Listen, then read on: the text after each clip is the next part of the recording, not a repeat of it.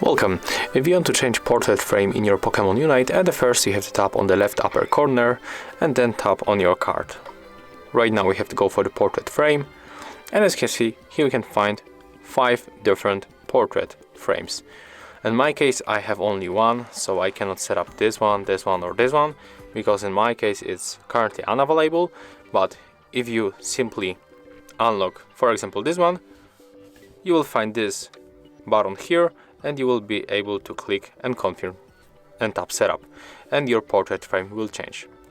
So yeah, as you can see, that's how we can make it. If you find this video helpful, remember to leave a like, comment and subscribe.